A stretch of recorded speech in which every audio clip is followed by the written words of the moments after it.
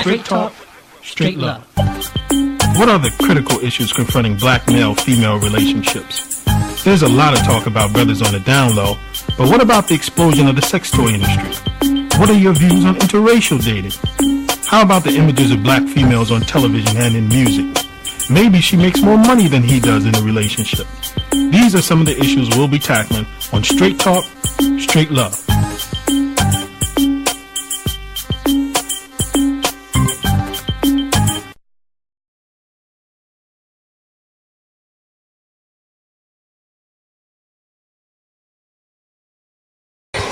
What about images? The images of black women. We see a lot of stuff on video, the booty shaking, the thongs.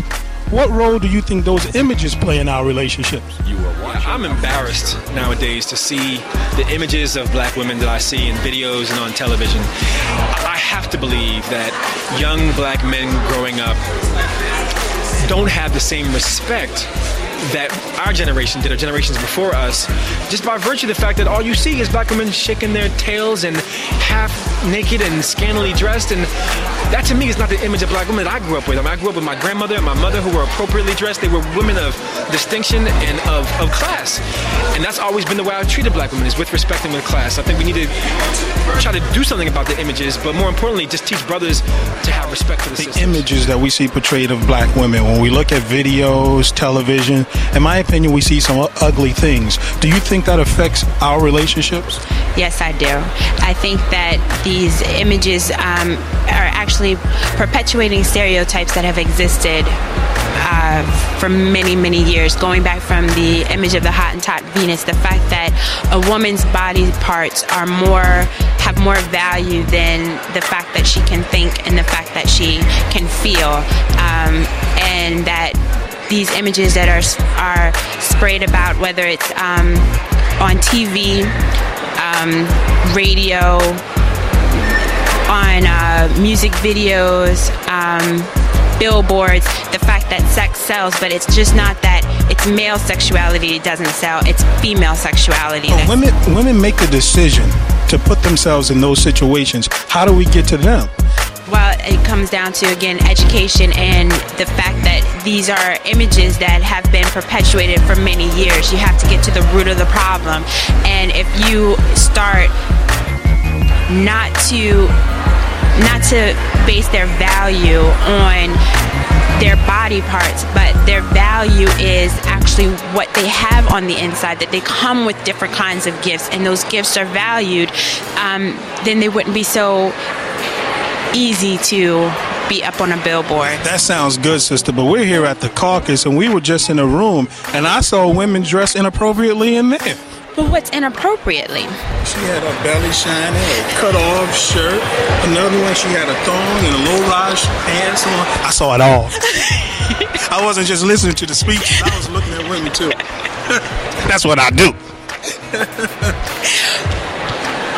Again, if we don't value those things, there wouldn't. If we economically, because sex sells, because devaluing women sells, we make those kinds of clothes. We make it seem that women who are dressed that way are sexy. And the fact is that however a woman dresses, it doesn't matter. She can still have value on the inside. Just because she may display her goods on the outside does not mean that she's insignificant on the inside. Talk about the images that we see of females in videos and film. As a woman who works in the business, how do you maneuver through it? It's interesting. You know, you have to kind of decide what your moral decisions are, and then you have to decide, you know, if you believe in the right for people to feel differently than you do. Artists, people always get confused and they think artists are a product. In many ways they are, but they are alive products. With vision and their own opinions of who they are. And, you know, it's in one, you know, element we're there to guide and direct, but you really shouldn't tell somebody who they are or what they should be. I think it's a bigger cultural and society conversation than it is really placing blame on music business or entertainment. We definitely have a responsibility in depicting a positive image, and you should make sure that in any way that you can, you really try to play an important role in society in the growth and the development of youth. The flip side of that, however, is that artists, sometimes have a different vision of themselves, and it starts and it is beyond the record company. People forget that people are human beings, and a lot of times their art is based on their experience, and their depiction or their art is just based on sending a message of what they've lived and breathed, or they see where they live.